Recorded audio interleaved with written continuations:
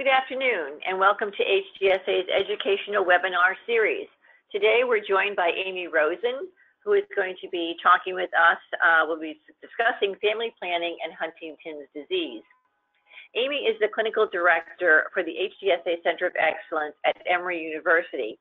She graduated with a master's in genetic counseling from Mount Sinai in 2000, and after a short stint in prenatal genetic counseling, started working at Emory and has been there ever since. She's led Emory's predictive HD testing program for 14 years prior to accepting the clinical director role for the center. Ami also teaches at Emory's genetic counseling master's program and coordinates clinical research for neurologic and rare genetic diseases. Before we introduce Ami, we're going to go over just briefly how to ask a question. Questions will be answered after the presentation. However, you can send a question to Ami at any time during the broadcast. To send a question, go to the control panel that appears on the right side of your screen. There'll be a panel, type in your question, and then after doing so, hit the send button. After the presentation, Ami will go through the questions and answer them. Now it's my great pleasure to turn this over to Ami Rosen. Thank you, Deb, and thank you very much for inviting me to do this webinar. I'm very happy to do it. Look forward to talking to everyone today about family planning and families affected by Huntington's disease. I hope to give you a good deal of information and stir up some conversation for everybody with some good topics. So what I'm planning to touch on today is very quickly the clinical features of Huntington's disease. And then go over the genetics of Huntington's disease very briefly, then go through preconception counseling and what that might look like, talk about various planning, family planning options, and then try to summarize everything for you all at the end, and then answer any questions that anyone has. So let's get to it. I'm going to talk first about clinical features, which I'm assuming most people tuning into this webinar have a good idea of the clinical features of Huntington's. I'm not going to spend a lot of time on that. Just to say that Huntington's is a progressive neurodegenerative disease. It is inherited. That's pertinent to this conversation. The majority of cases are adult onset and have an onset age between 30 years of age and 50. About 10% of people with Huntington's disease do have a juvenile onset, which means their age of onset is less than 20 years old.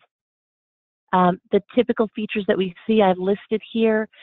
In broad strokes, we see movement disorders, we see cognitive problems, psychiatric issues, and weight loss. Pretty much in everyone who has Huntington's disease in variable expressions. And I've listed some of the problems that people with Huntington's can have under those very main categories. Juvenile onset Huntington's disease is very much the same as far as the broad categories of symptoms that we see. However, what Huntington's looks like in juvenile onset can be quite different from what we see in adult onset. There tends to be less chorea, more of the other types of motor symptoms. We do see seizures in about 40% of people with juvenile onset Huntington's, which is not seen in adult onset Huntington's. And it tends to be a much more severe disease with a more rapid progression. Juvenile onset Huntington's disease is often inherited from the father and not from the mother, although there are some instances where it can be inherited from the mother. That's really all I'm going to say about clinical features. There are many resources on the HDSA website and other places where you can get much more detailed information about the clinical presentation of Huntington's disease. To briefly go through the genetics of Huntington's, there is a gene that causes all cases of Huntington's disease. All cases of Huntington's are caused by a problem in this one gene. The area where that gene is located was found in 1983. We call it chromosome 4P. We've all got 23 chromosomes, 23 pairs of chromosomes rather. And so on that fourth set of chromosomes on the short arm, which you can see right here, there is where the Huntington's gene is found. The gene itself was actually identified in 1993. And at that time it was called IT15. It's now called HTT. And the protein that this gene makes is called Huntingtin.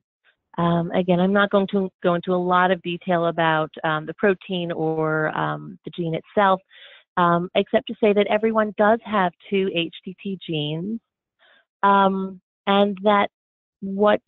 to go over what causes Huntington's disease within that Huntington gene. So every gene is created from building blocks. We call those building blocks nucleotides, and that word is right here. And they're found in sets of 3. And so there are only 4 different types of nucleotides, C, A, G, and T. And in one place in the Huntington gene, the C, the A, and the G repeat themselves over and over again within the gene to set up a pattern that we call triplet repeats or trinucleotide repeats. For Huntington's disease, or rather for the Huntington gene, when there are 26 or less of those CAG repeats in a row, that is a normal functioning gene, and that you can see right here. When there are 40 or more of those CAG repeats in a row, this bottom line here, that causes Huntington's disease. And the more repeats there are in a row, in general, the younger the age of onset is going to be.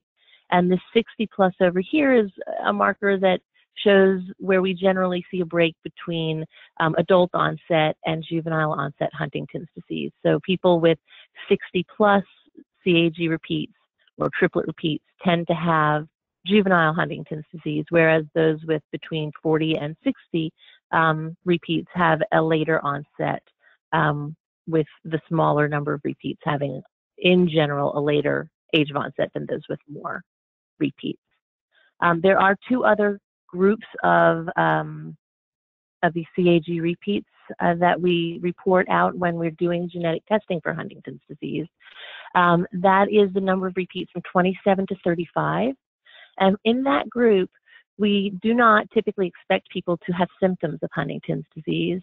However, the children that those people have can be at risk for Huntington's disease. And that's because the number of repeats can become unstable once that number is over 26. Now, it's not unstable in the person themselves. If I have 40 repeats on one of my genes, I will have 40 repeats no matter what age I am throughout my entire life. I will have 40 repeats. But when a body is making eggs or a body is making sperm, and each gene is being copied into the new egg or the new sperm, the number of repeats may change a little bit. Mistakes are made, and often they are corrected, but sometimes they're not. And so somebody who has themselves 30 repeats and does not have any Huntington's disease symptoms may have a child who has 42 repeats because that number was unstable and wasn't fixed when the mistake was made when it was copied into the egg or sperm. And then from 36 to 39 repeats, those people, some people do have Huntington's disease symptoms in their lifetime and some do not. And I'm not going to go into right now why we think some of them do and some of them don't. Again, there are good resources for that on the HDSA website and other places. But suffice it to say that 36 to 39 repeats, we do see some people develop symptoms of Huntington's disease and some do not. And children of those people would be at risk for Huntington's, either because that number of repeats stayed the same or because it got larger and grew to be in that 40 plus number of repeats.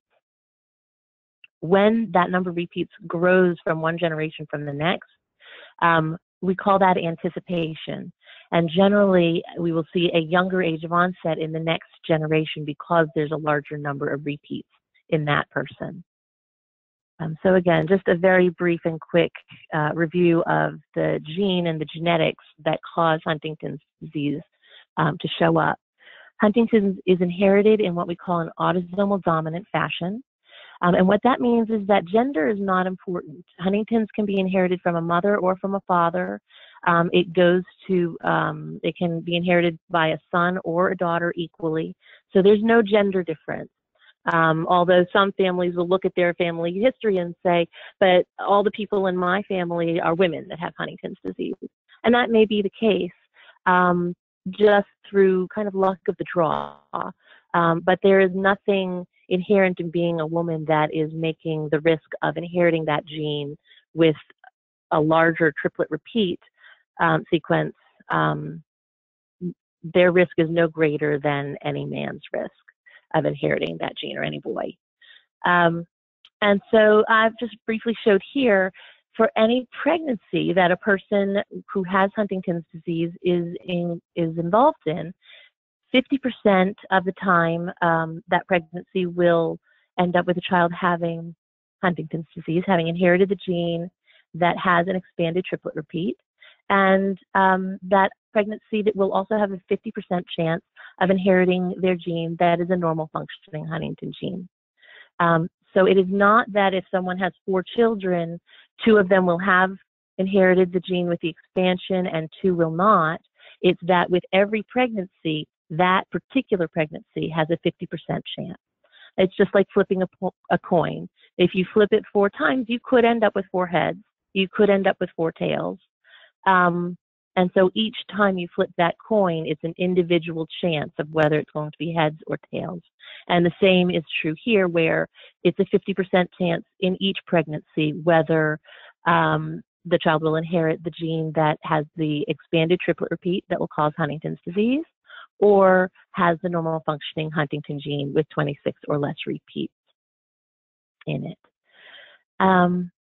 Genetic testing, if a person themselves is interested in genetic testing, typically we see people coming in either because they have symptoms and they're trying to get a diagnosis, or they're the first person in their family and we want to confirm that indeed the symptoms that they have are being caused by Huntington's disease.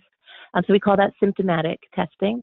And then there's also predictive testing. People with no symptoms but who have a parent or another family member who has Huntington's disease can come in and also get tested.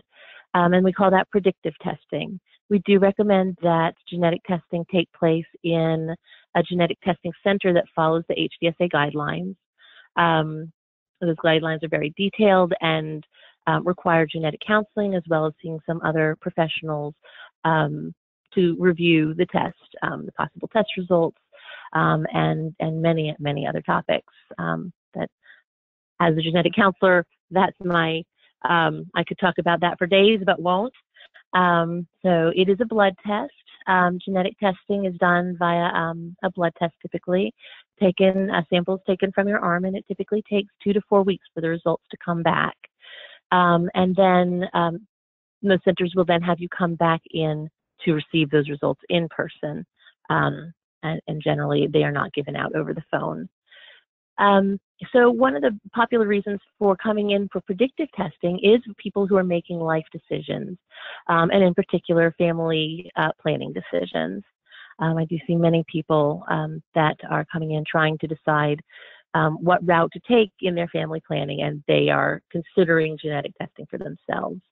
I'm not going to discuss this slide, but as a genetic counselor, I would feel remiss if I didn't at least give you some information about topics and things to consider when you are thinking about predictive testing. And again, there is good information to be found on the HDSA website and elsewhere. So let's talk about preconception planning. Have planning conversations. It's both as simple and as complicated as that. Try to obtain whatever information you feel will inform your decisions. If you're part of a couple, have conversations. If you're an individual starting a family, write down all your thoughts. What do you envision? What do you want? What do you want as a couple? And those things may not jive at the beginning. And so that's why these conversations are so important, so that you understand where you're both coming from and what you both want, and can come up with a plan. So there is on the CDC website a form for reproductive planning that I would recommend to anyone, whether you're actively considering family planning right this instant or not. It's a lifelong reproductive plan. Do you want kids? Do you not want kids? When? Under what circumstances would you want children? How old would you expect to be when you have children, or would you, what's too young for you? What's too old for you? How many children do you want? There's a whole list of questions on these forms on the CDC website, and they're good. These answers may change over a person's life, but it's good to have these thoughts at least well thought out at some point. And writing them down, I always find helps to clarify my thoughts. And then preconception counseling. When you go to see a genetic counselor for preconception counseling, what they will most often talk to you about is reviewing risk factors, what's in your family history, what's in your own medical history. Are you at risk for any particular diseases based on your ethnic background?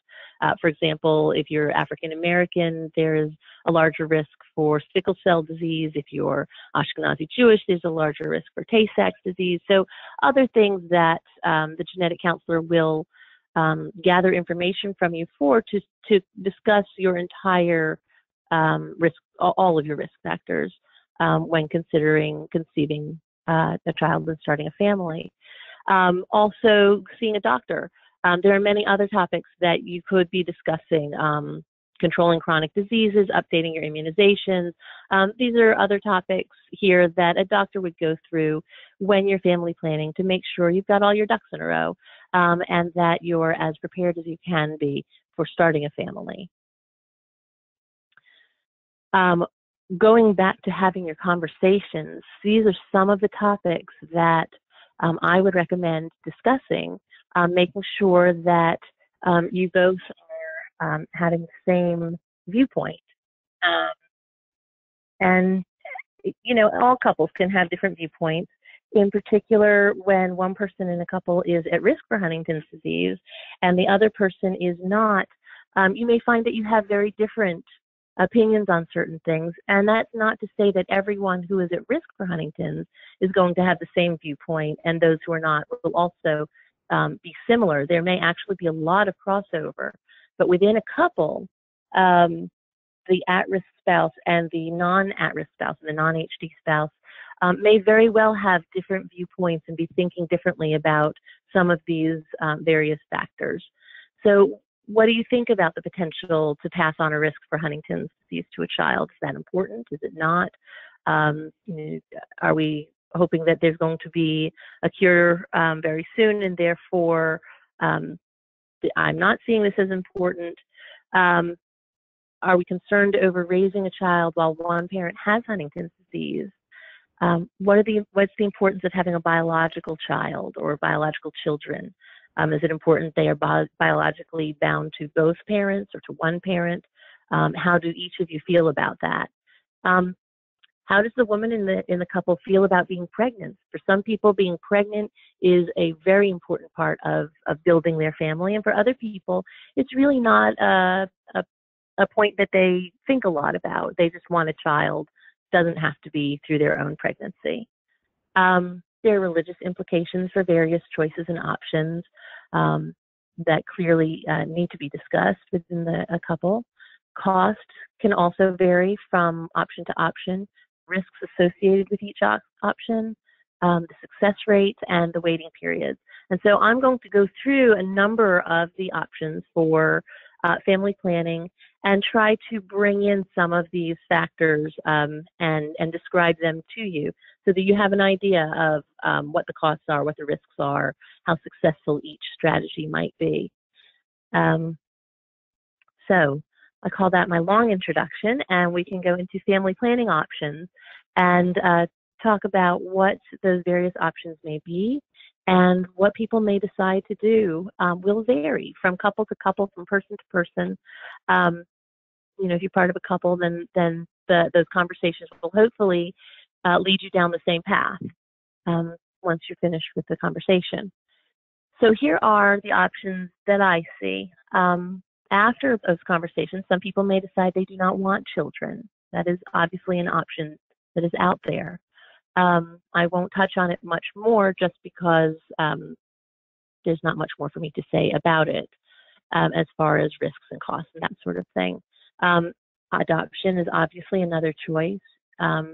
Conceiving naturally with no intervention and no further testing is an option. Conceiving naturally and then having prenatal testing is an option. And then artificial reproductive technologies like in vitro fertilization with pre-implantation genetic diagnosis are great options that are now available as well through our advances in technology.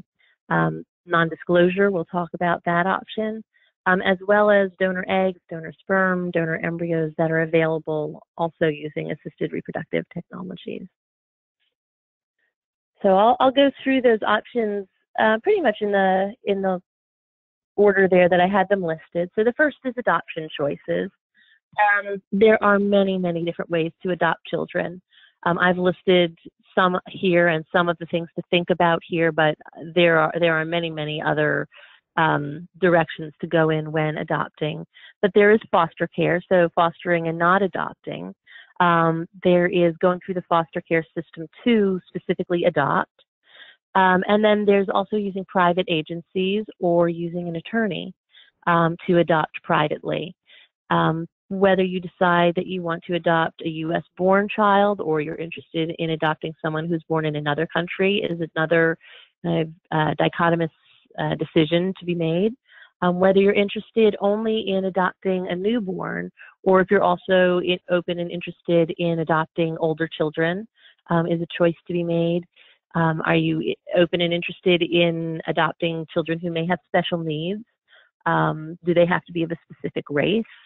And do you care if the adoption is open versus closed, meaning you'll know the birth family and the birth family will know you, or it is done closed and neither side will know each other either until the child reaches a certain age or never.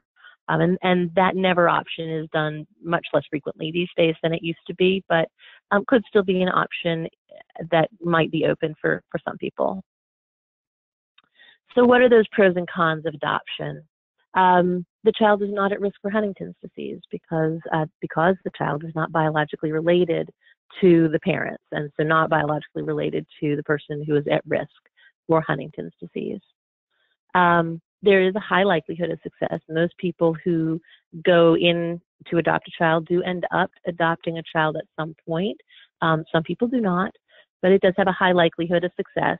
It can be expensive, but there are tax credits, at least at the moment, and possible grants either through employers or through private foundations that can help with the cost. There are a lot of forms. There are home studies that are done, sometimes interviews, and for the foster care program, there are classes that have to be completed.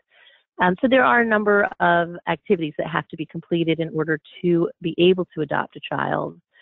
The waiting period varies. Some people will be able to, they'll say that they're interested in adopting, and 2 months later they'll have a child, and other people may wait years. So it very much varies, and it can vary based on those other factors that I listed on the slide before. And then depending on family history and medical history of the child and their parents, their biological parents, the child could be at risk for other issues other than Huntington's disease. So that's something to be considered as well when thinking about adoption. So I'll move on from adoption to the option of no interventions or testing. If a couple just decided to conceive naturally, the child would be at risk for Huntington's disease. If the parent knows that they are going to develop Huntington's disease, in other words, they've gotten genetically tested themselves and they know that they have an expanded triplet repeat, then their child, any child that they have, would be at 50% risk to have Huntington's disease. If the parent who's at risk has not had genetic testing, is at 50% risk themselves, then until they get tested, and we know if they're either going to, in most circumstances, be positive with 40 or more repeats or negative with 26 or less repeats, until we know that, each child is considered to be at 25% risk. We do not do genetic testing on minors unless juvenile Huntington's disease is suspected. If there's a medical indication for completing the genetic testing in someone under the age of 18, we will do that. But we don't test children because many adults choose not to get tested, and we don't want to take that choice away from a child unless there's a medical reason to do so. The child is obviously going to be biologically related to both parents. There is a high likelihood of success. Again, some couples do have issues with infertility, and so It's not 100%, but it is a high likelihood of success. It is obviously not expensive, and there is no formal process or waiting period. And the couple is aware of all additional family and medical history because it is their family and medical history. So whatever they know about their family is already in their knowledge, and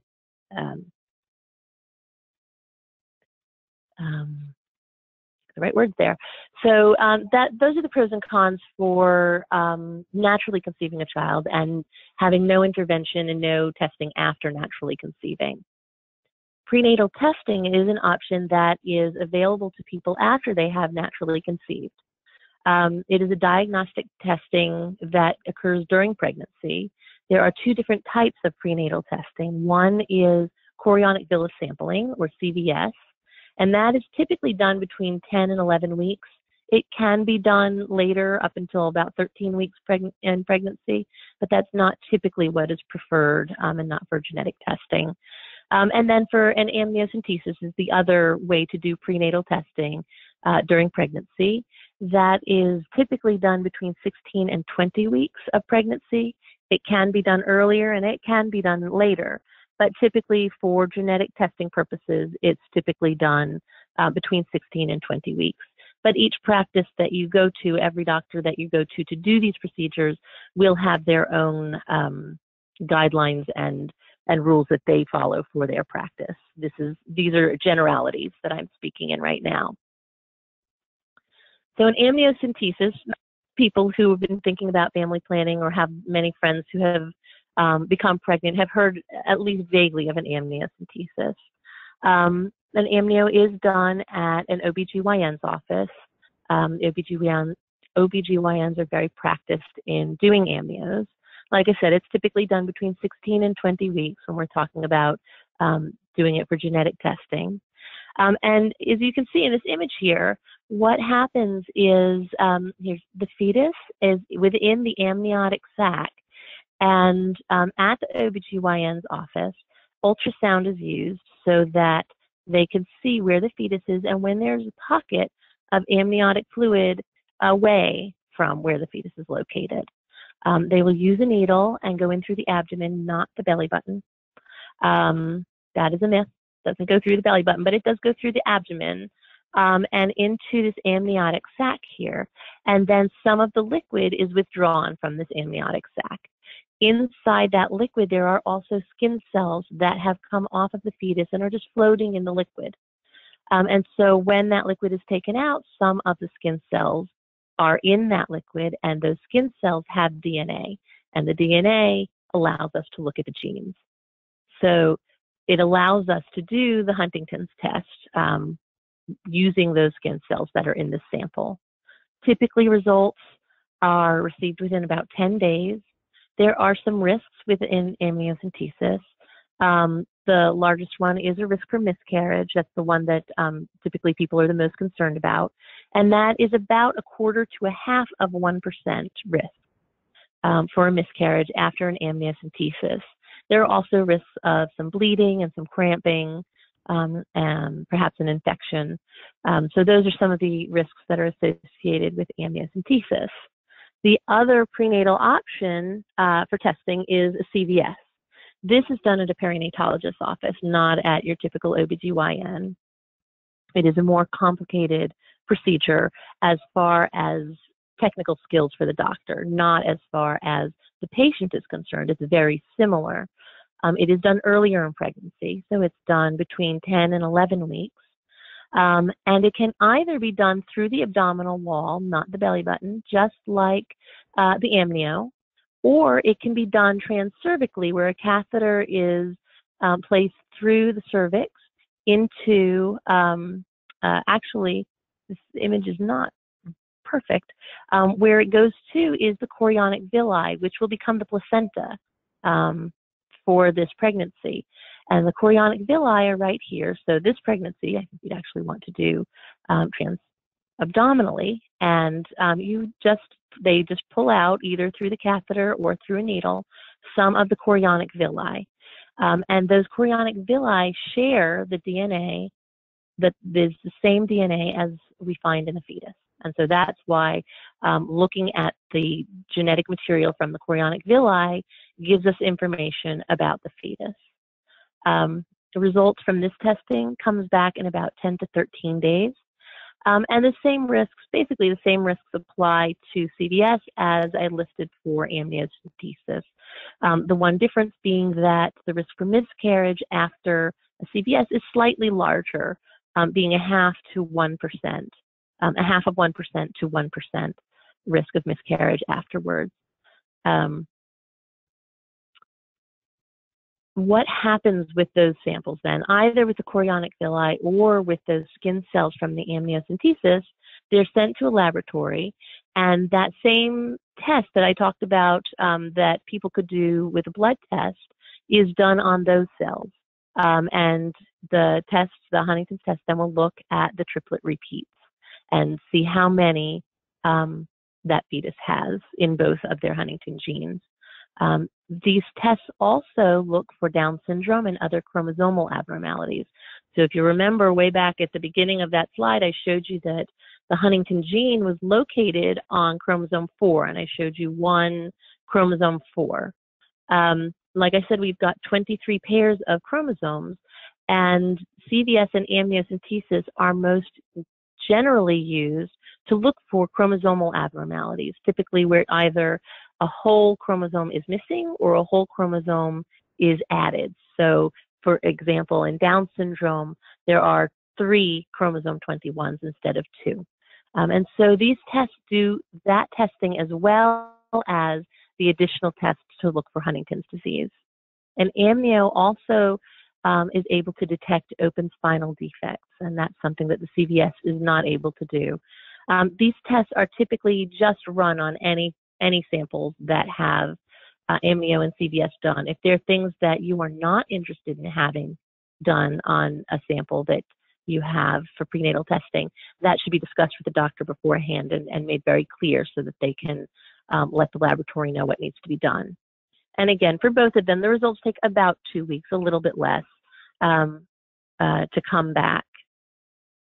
So what are the pros and cons of prenatal testing?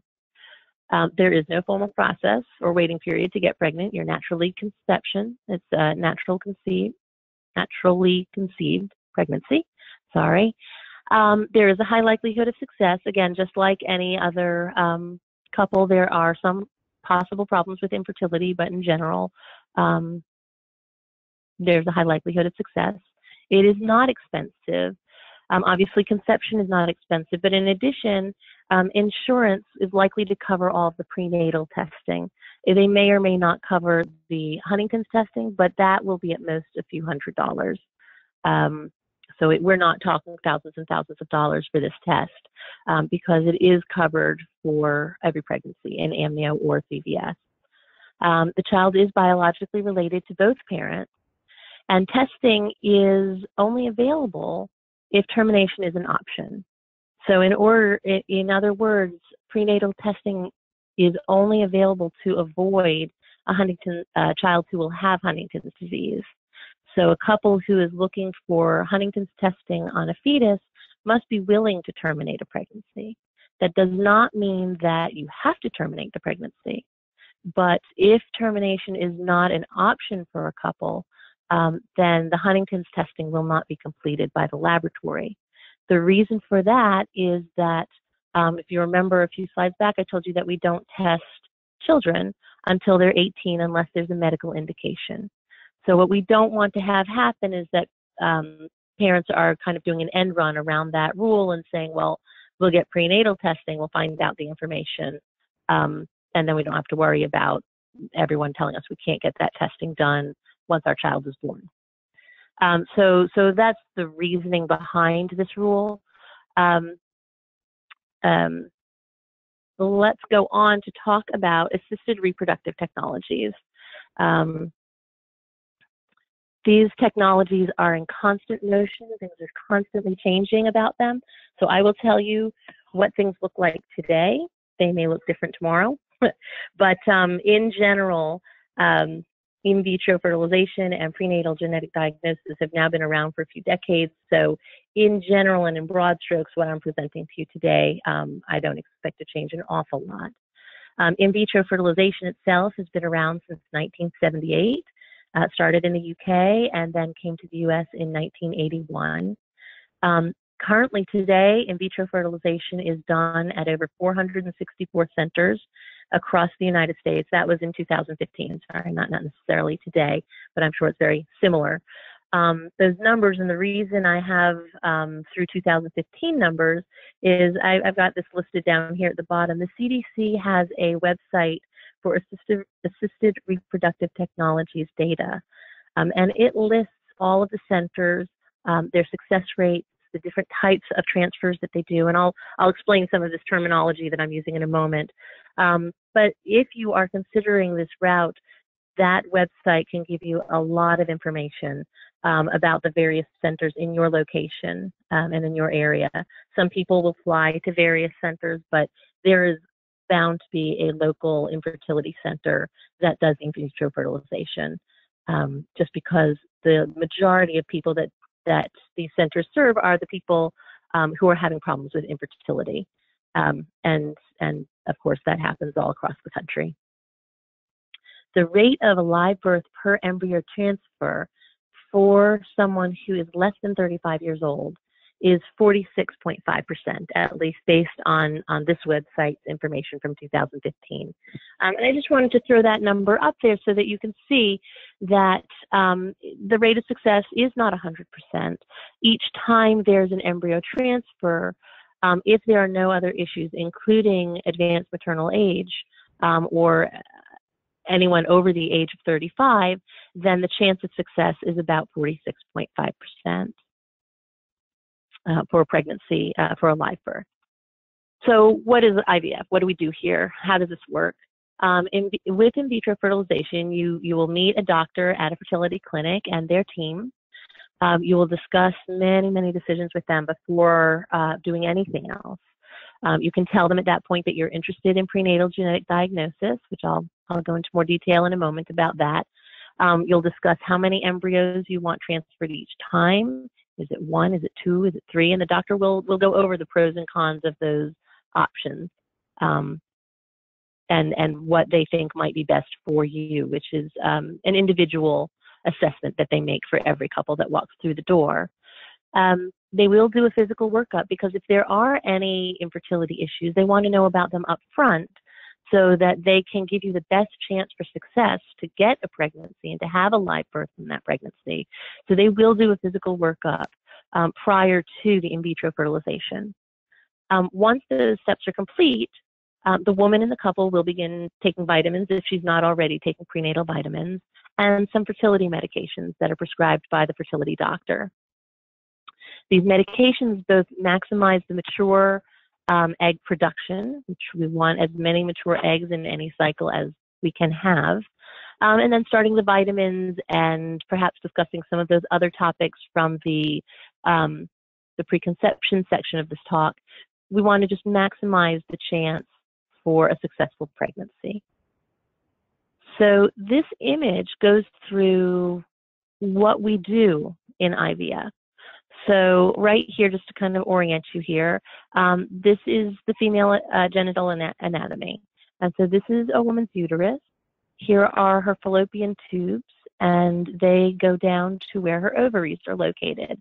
And eggs are located in the ovaries. And every month, some eggs become mature and then travel down the fallopian tube to the uterus, typically one egg per cycle, per month. Down to the uterus. If it is fertilized during that month, then it will implant into the wall of the uterus someplace. And if it is a successful pregnancy, then it will continue to mature and grow.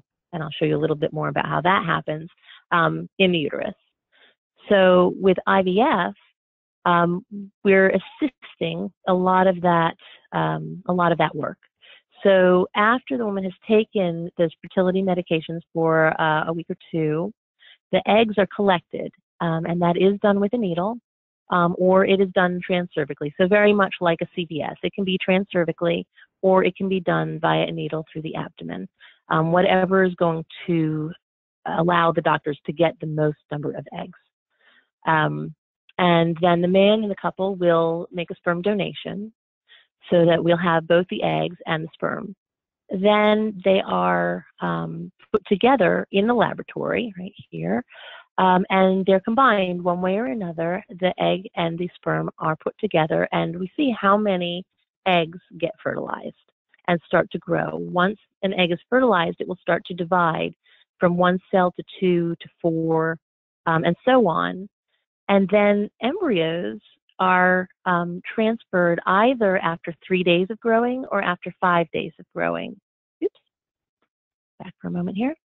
And then the selected number of embryos that you have discussed with the doctor will be introduced into the uterus using a catheter. And then any remaining embryos will be cryopreserved or frozen for possible later transfers. So with any cycle, you may end up with anywhere between 3 and, I've heard some people having 40 eggs, but that's extraordinary. Usually it's about 3 and 20 eggs that are extracted. And then with every step along the way here, it may not be 100% success. So if we've got 10 eggs, we may end up with 9 fertilized eggs, and we may end up with 5 embryos that make it to day 5. So each step along the way here is not 100% success, but we will hopefully end up with some embryos at the end of day 3 or day 5. So this is what the embryos look like when they're being grown in the laboratory. So these are all 8-cell, 3-day blastomeres or embryos. And we call the transfers, and that's putting the embryos back into the uterus. That's what I'm referring to as a transfer. That can either be done in a, quote, fresh fashion or frozen. So if it's fresh, then all of that happens within the same cycle. The eggs are retrieved, everything is cultured, the embryos are grown, and the transfer happens all within the same month cycle. However, the other way to do this is the frozen transfer, and that means the eggs are extracted, the embryos start to grow, and at either day 3 or day 5, the embryos are frozen. And the woman's body goes through a cycle or 2 on its own, and then starts to take some medications again for the transfer. And during that time period, the embryos are frozen, and then will be, however many you're transferring, will be thawed just prior to the transfer. So I'm going to switch gears for a moment. That was all in vitro fertilization. So those steps are completed for anyone who's going in for in vitro fertilization. Now there are also people who then, obviously, who want to have pre-implantation genetic diagnosis, in particular, in this case, for Huntington's disease. So pre-implantation genetic diagnosis began in 1989. It was first reported in 1998 for Huntington's disease. And it is used frequently with IVF, not just for single gene diseases like Huntington's disease, but also for those chromosomal abnormalities that we talked about that can be detected through prenatal testing.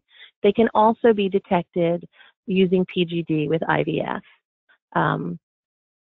And just kind of an FYI that PGD can be done for almost any name at this point. Not always the case. So from a 3-day embryo, and this is an example of one or at most 2 cells are taken.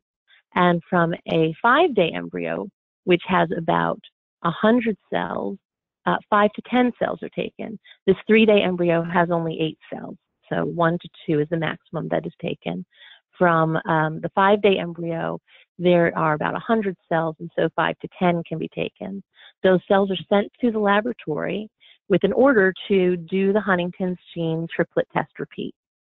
And that test takes anywhere from 24 to 48 hours to come back. And then the lab sends a report back to the fertility clinic that says which embryos have what number of triplet repeats. So which embryos have 2 genes, with 26 and less repeats, normal functioning Huntington genes, and which embryos have 40 or more repeats, or 36 or more repeats, or 27 or more repeats. So it will give all the numbers depending upon which laboratory you use. And then after the transfer, to go back to IVF for a moment, the woman is followed very closely by the fertility doctor. Blood tests are done to try to detect the pregnancy about 10 to 14 days after the transfer. Assuming that those blood tests indicate that there is a successful pregnancy, there will be more doctor's appointments, and then around week 8 to 10, an ultrasound will be done to see if they can detect a heartbeat. Shortly thereafter, if they've detected a heartbeat and everything seems to be going well with the pregnancy, the couple is released from the fertility clinic and is just followed by the woman's regular OBGYN, or the OB that she has chosen for this pregnancy. So the entire pregnancy is not followed at the fertility clinic. They only do the very initial beginnings of the pregnancy, make sure that it's going well, and then release the patient back to a regular OBGYN. Non-disclosing IVF with PGD. Just a bit of information about this, that some people don't want to know their gene status. Like I said at some point in here, a lot of people that are adults choose not to know their gene status, but they may still want to try to avoid Huntington's in the next generation. And so using IVF PGD, this is possible. And it's possibly because the couple is just not told all of the information along the way. Remember, I told you that there can be a variety of steps along the way that are not 100% successful.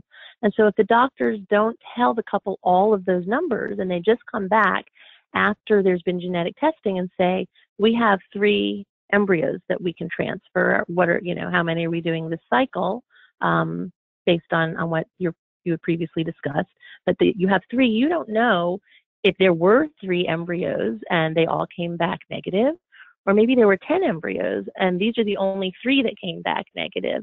The other 7 all had 40 or more repeats. So they don't tell you that information, they just tell you how many embryos. And staff at these fertility centers have reported that they don't find doing non-disclosing IVF PGD to be overly burdensome. So this is something that fertility clinics are willing to do for patients if that's something that people are interested in. And so that can be a big advantage to people who are not interested in knowing their gene status. Another way to go is to use donor eggs or donor sperm for, let's say that it was the wife in the couple is the at-risk spouse. Then the couple may decide that they're going to use donor eggs and the sperm from the man in the couple, and vice versa if it's the husband in the couple that is at risk for Huntington's disease. I'm going to skip through here how that is particularly done. In general, regardless of whether you're using your own eggs or sperm or donor eggs or sperm, IVF can be used for any of those variations on the theme. And this allows the non-at-risk partner to be biologically related to the child while assuring there's no Huntington's disease. So it's just a different way to go about doing this if people aren't interested in PGD. And then there are also donor embryos. And there are currently, because of the wild success of IVF, there are now about 600,000 embryos frozen in the United States, most of them from couples that are finished making their families. And so many of them make a decision whether they want to donate those embryos to other couples or to other people who are trying to start their families. And I've just included a website here. If you're more interested in learning more about embryo donation and how that all works, this is a good website for gathering that information. And then once a couple has chosen an embryo from a donor, that frozen transfer part of in vitro fertilization is performed to transfer the selected embryo into the uterus of the wife of the couple. So assisted reproductive technologies, pros and cons. So what are the pros and cons of IVF? And I'm keeping an eye on the time here as well, because I do want to leave some time for questions. But some of the pros and cons of IVF, there is a medical risk to the woman going through IVF. The largest one being something called OHSS, which can be anything from mild pain to some life-threatening disorders. And so that is something that the fertility clinic keeps a very close eye on. But it is a risk with IVF. And then I've listed some of the less serious but still important medical risks to the woman that is doing IVF.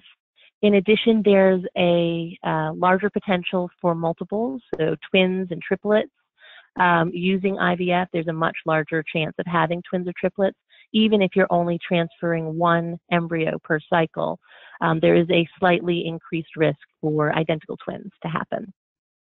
We don't know why, it's just part of what we see happening. There is also a risk for preterm birth that's associated with using IVF. We don't know if that is more associated with the fact that most of the people using IVF have fertility issues, some of those which may indicate that preterm birth is more likely. So we don't know if people who are just using IVF for PGD purposes would necessarily have that increased risk. That hasn't been figured out yet. There may be a number of cycles necessary. So that first cycle, you may get 3 embryos and they're all positive. They've all got expanded triplet repeats and you've got to go through an entire cycle again. Or you may have an embryo that is viable, it's transferred, and there's no pregnancy that occurs. So a number of cycles may be necessary. It is expensive. In some states, insurance may pay for some of this, particularly in Massachusetts. So depending upon where you live, do check both with your insurance company and perhaps with the State Department to see, with your state's department to see if they do have any coverage for IVF. And then there's a possible slight risk for birth defects or genetic abnormalities having nothing to do with Huntington's disease. I say possible slight risk because, again, some studies have found this, some haven't, and the question is whether they're related to the underlying cause for people seeking out IVF or not. And then what do you do with the unused embryos is an ethical question for the couples using IVF. PGD, the pros and cons of this, you can almost completely eliminate the risk for passing Huntington's disease to the next generation. It is not necessary to learn your own gene status. The testing PGD can test for chromosomal abnormalities at the same time that they are testing for Huntington's disease. That's something new within the last year or two. That did not used to be the case. It used to be either or, but now you can do both. It avoids considering termination of a pregnancy to use IVF with PGD. So on the cons side, though, taking cells may damage an embryo. In that case, an embryo typically just dies. It doesn't kind of hang on for a while. It just is not going to lead to a viable pregnancy. Like I said, all the embryos could be affected, and the test may not work on all of the embryos, having nothing to do with Huntington's gene status or whether these embryos are chromosomally abnormal or not. That's just a fact of this laboratory technology is it doesn't work 100% of the time. It works almost all the time. Some pros and cons for donors, like adoption, is this open or closed? A potential introduction of a disease from the donor family, although they are screened a lot. And then if you're using a donor, then the child would not be biologically related to the at-risk parent if you're using donor sperm or egg, or to either parent if you're using a donor embryo. One of the large cons that people see with any assisted reproductive technology is the cost. So I've just laid out an average cost here for one cycle is typically around $17,000, $18,000. So again, that cycle may not be successful. So it can be a highly expensive venture. So those are the various options we've gone through here now. Some people will choose not to have children, to adopt, to conceive naturally with no intervention or testing. to naturally conceive and then have some prenatal testing if termination is a consideration, or to pursue assisted reproductive technologies like in vitro fertilization with pre-implantation genetic diagnosis with or without non-disclosure, or donor eggs, sperm, or embryos. So my last slide here is to summarize. Huntington's is inherited. Typically, it's an adult onset disease. Children of someone who has an expanded triplet repeat in their HTT gene have a 50% chance of developing Huntington's disease themselves. There are factors to consider prior to starting a family, and I hope I've introduced a number of them for you to think about. There are various options available to create a family, and I hope I've done a good job explaining some of those. And that very importantly, for each couple or each person who's deciding to start a family, the importance of each of these factors in helping to determine the choice that feels right for them is going to be different. And that's why those conversations are so important. Just figuring out what's important to you, what's not, and then making the choice that feels right for you. And I'm going to stop there and see if anyone has any questions.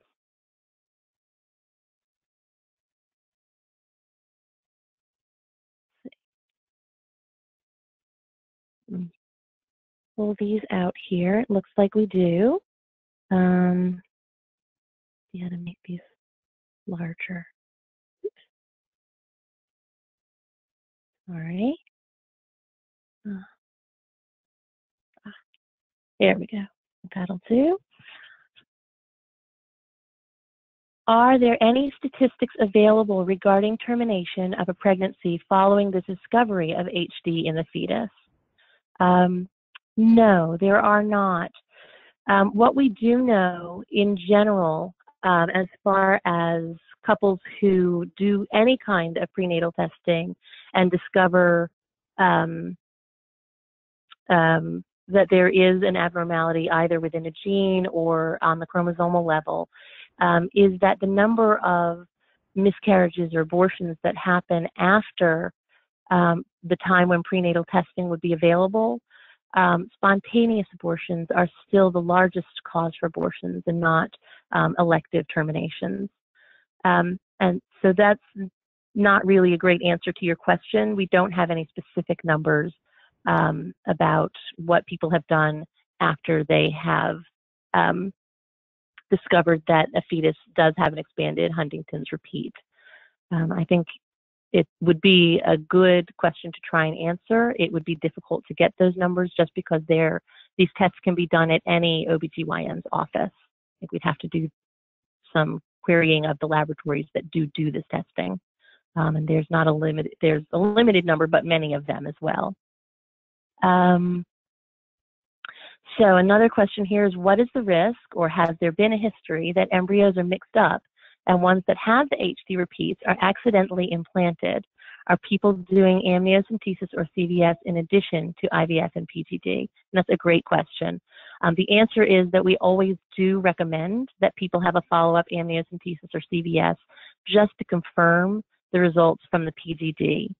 The technologies for PGD have gotten better and better over the last, I'm going to say, since they've been doing PGD, 1998 is when they started doing PGD for Huntington's, and it has improved by leaps and bounds since then.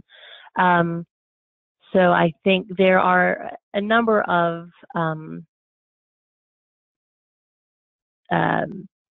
issues that could come up with PGD, but I think one of the largest is the one that I had mentioned before, is just that PGD does not work on a specific embryo for no particular reason other than that that's what happens sometimes in the laboratory. So no, there's not a large history of embryos that were mixed up and having the wrong one transferred, but it is something that people are aware of, and so Amnio and CVS are typically recommended even if you've had IVF with PGD, just to confirm results. Any additional questions?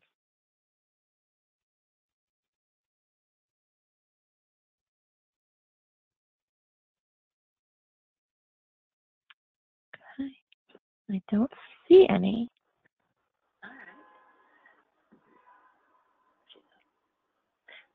All right, well, we are just about at 1 o'clock now, so I'd like to thank Amy for this really fantastic presentation on family planning and the genetics of Huntington's disease. You will be able to view this presentation in about 24 to 48 hours on the HDSA website. To access the presentation and our library of educational webinars, which is quite expansive, go to www.hdsa.org/livingwithhd/ and scroll down to link for webinars. Currently, our webinars are listed under the Caregivers Corner heading, but we'll be retitling that section in 2018 to HDSA Educational Webinars. We do want to thank everyone who joined us today, and we hope that you found the presentation to be interesting and educational. Thank you.